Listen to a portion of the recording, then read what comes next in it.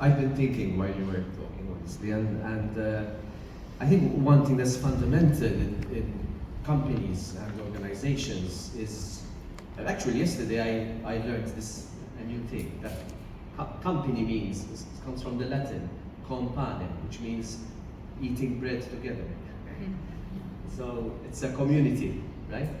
And it's interesting that the workplace is a community, and I think if as leaders we think of our teams, our people, as a community of people, and really create an environment of compassion, an environment of openness, of listening, of empathy especially.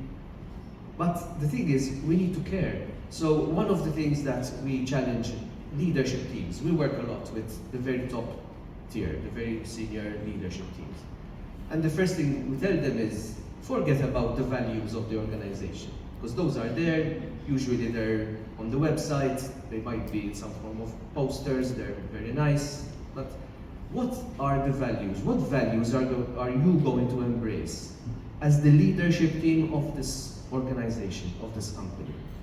And how are those values going to be translated into behaviors? Because we can talk a lot about values, okay? But if they're not aligned with our behaviors, then we have a disconnect.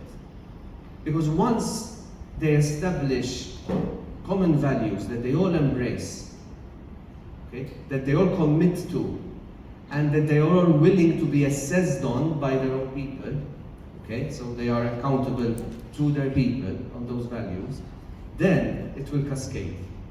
Because one of the things that we need to recognize as leaders is that we have impact. David mentioned it, Paul mentioned it, we have a lot of impact. Our Wi-Fi signal is very strong. Okay? People, when they walk into the organization and when we walk into the workplace, they connect to our Wi-Fi signal because it's strong, we have influence.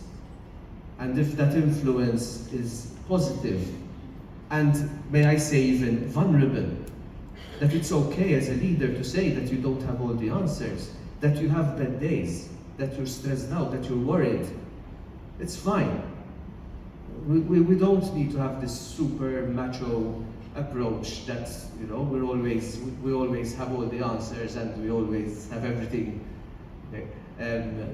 planned and always organized. Let's solve problems together, right? So I think having values that promote real well-being, we talk about well-being, because sometimes we talk about mental health as if it's like you either have it or you don't.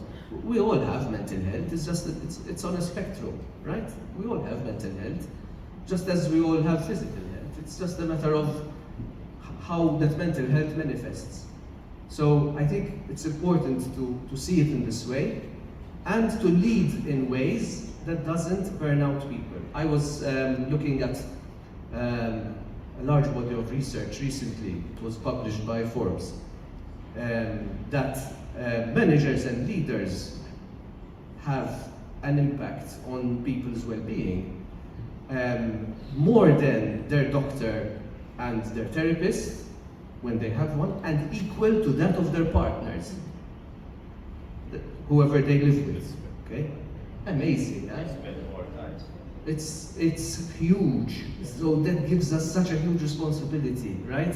And the ripple effect when they go home, and they go home in a bad mood or grumpy or having been shouted at or humiliated or under so much pressure that then they take it out on their families, etc., etc., etc. You know, usually the cat gets it in the end, but, you know.